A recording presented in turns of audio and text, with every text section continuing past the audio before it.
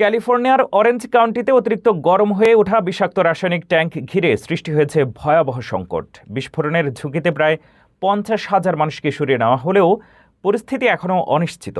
উদ্ধার ও নিয়ন্ত্রণ অভিযান চলছে সর্বোচ্চ সতর্কতায়। বিস্তারিত আরও জানুন প্রতিবেদনে।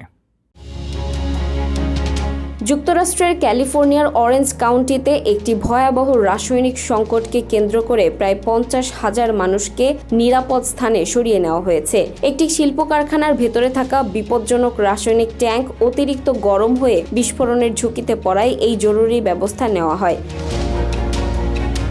গার্ডেন গ্রোভ এলাকার GKN এয়ারোস্পেস কারখানায় থাকা মিথাইল মেথোক্রিলেট নামের রাসায়নিকটি নিয়ন্ত্রণের বাইরে চলে যায় বলে জানায় কর্তৃপক্ষ। এই পদার্থটি শরীরে প্রবেশ করলে শ্বাসকষ্ট, চোখ ও ত্বকে মারাত্মক জ্বালাপোড়া সৃষ্টি করতে পারে। অধিকতর বিপদ এড়াতে ফায়ার সার্ভিস ও বিশেষজ্ঞ দল ট্যাঙ্কটি বাইরে থেকে ঠান্ডা করে কঠিন করার চেষ্টা করছে, যেন এটি ধীরে ধীরে জমে গিয়ে নিরাপদ অবস্থায় আসে। তবে কর্মকর্তারা জানিয়েছেন এই প্রক্রিয়া ব্যর্থ হতে পারে এবং সেক্ষেত্রে বিস্ফোরণ বা রাসায়নিক লিক হওয়ার ঝুঁকি রয়েছে।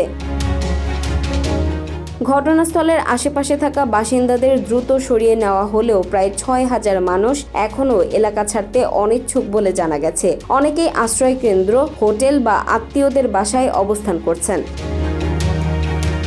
ক্যালিফোর্নিয়ার গভর্নর জরুরি অবস্থা ঘোষণা করে জানিয়েছেন, পরিস্থিতি নিয়ন্ত্রণে সব ধরনের রাষ্ট্রীয় সহায়তা দেওয়া হচ্ছে। এদিকে পরিবেশ সংস্থা বাতাস পর্যবেক্ষণ করলেও এখন পর্যন্ত বড় ধরনের দূষণ শনাক্ত হয়নি। কর্তৃপক্ষ সবাইকে সতর্ক করে বলেছে, পরিস্থিতি অত্যন্ত অনিশ্চিত এবং ঝুঁকি এড়াতে এলাকা দ্রুত খালি করা জরুরি।